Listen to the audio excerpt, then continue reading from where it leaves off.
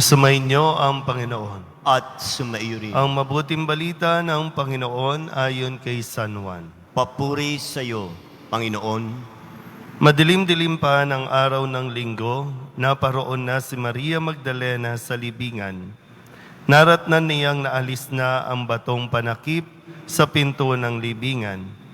Dahil dito, patakbo siyang pumunta kay Simon Pedro at sa alagad na mahal ni Jesus at sinabi sa kanila, "Kinuha sa libingan ang Panginoon at hindi namin alam kung saan dinala."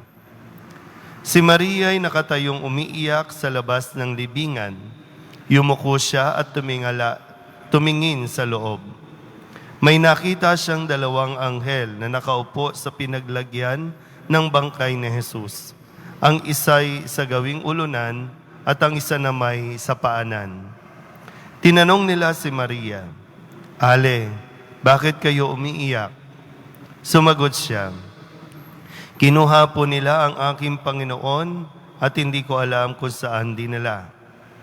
Lumingon siya pagkasabi nito at nakita niya si Jesus na nakatayo roon, ngunit hindi niya nakilalang si Jesus iyon. Tinanong siya ni Jesus, "Bakit ka umiiyak? Sino ang hinahanap mo?" Akala ni Maria ay siya ang tagapag-alaga ng halamanan, kaya't sinabi niya, "Ginoo, kung kayo po ang kumuha sa kanya, ituro ninyo sa akin kung saan ninyo dinala at kukunin ko." "Maria," ani Jesus.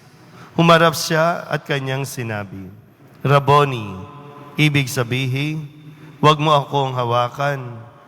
Ang ibig sabihin, "Guro," "Huwag mo akong hawakan sapagkat hindi pa ako nakapupunta sa Ama," wika ni Jesus.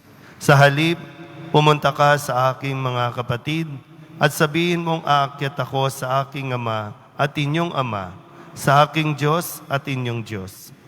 Kaya't si Maria Magdalena ay pumunta sa mga alagad at sinabi, "Nakita ko ang Panginoon." At tuloy, sinabi sa kanila ang bilin ni Jesus. Ang mabuting balita ng Panginoon. Pinupuri ka namin, Panginoong Hesukristo. Isang magandang umaga po sa inyo lahat. Ngayon po ay kapistahan ni Santa Maria Magdalena. Sa kwento na sa ating ebanghelyo, isa si Maria Magdalena sa tinulungan ni Jesus na mapalaya mula sa 7 demonyo.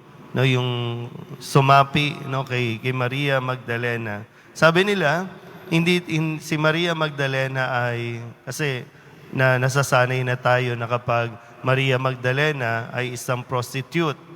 Pero si Maria Magdalena ay, sa kwento sa Ebanghelyo, isa sa mga babaeng natulungan ni Jesus. At simula noon ay sumunod na siya kay Kristo para maglingkod, maging sa kanya mga alagad.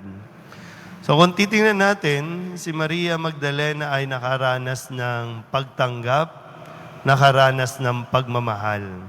Naramdaman niya ang pagmamahal mula kay Kristo. Kaya po, simula noon, andun na rin yung pagmamahal ni Maria kay Kristo. Yung pagmamahal na bilang isang Diyos, pagmamahal na walang makakatumbas na pagmamahal ng isang tao. Kaya maganda rin pong pagnilayan ang tanong na ibinabato kay Maria Magdalena, "Bakit ka umiiyak?" So ngayon, maintindihan natin, umiiyak siya dahil nawala yung kanyang minamahal eh. Umiiyak siya dahil yung pag-asa niya ay nawala. Kaya nga, di ba, dahil mahal niya, andun na lang siya sa libingan. Parang yun na lang yung magiging buhay niya. No? Kaya pabalik-balik siya sa libingan para dala ng pabango ang bangkay ni Jesus. Kasi ganun yung nais niya na ibigay kay Kristo. Pero yung tanong na, bakit ka umiiyak? Maaring itanong sa atin ngayon, bakit ka umiiyak? Ano ang dahilan ng iyong pag-iyak? Pag umiiyak tayo, of course, maganda po yun, no? Sa emosyon ng tao, maganda yung umiiyak tayo. Pero pag umiiyak tayo, dahil nga napupuno ng luha ang ating mga mata, nagiging malabo ang pagtingin natin.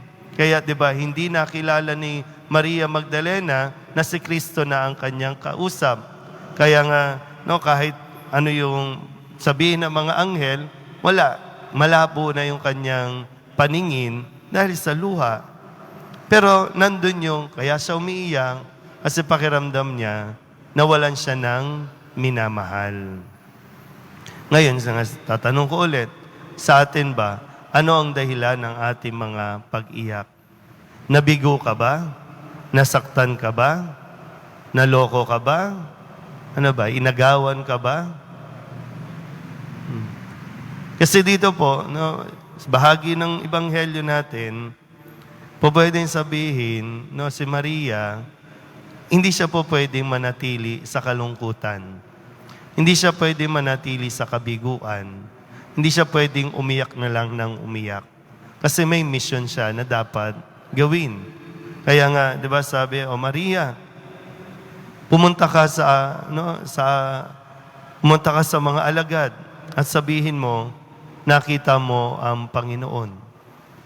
O kung dito, sa karanasan natin, mahirap po kung lagi na lang tayong iiyak ng iiyak. Na para bang walang kakayahan ng Poong Nazareno na aliwin ka, pasayahin ka. Na sana, pumasok ka dito na umiiyak, pero aalis ka dito ng maluwag ang dibdib, may kapayapaan, para magampanan mo yung mission mo. Ang mission natin, ipakilala ang Poong Jesus Nazareno na nagmahal sa iyo at tumanggap sa iyo.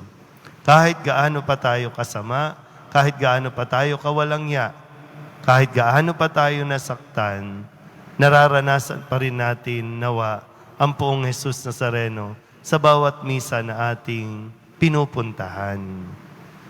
Kaya baka nasasayang yung panahon na hindi ka makamove on.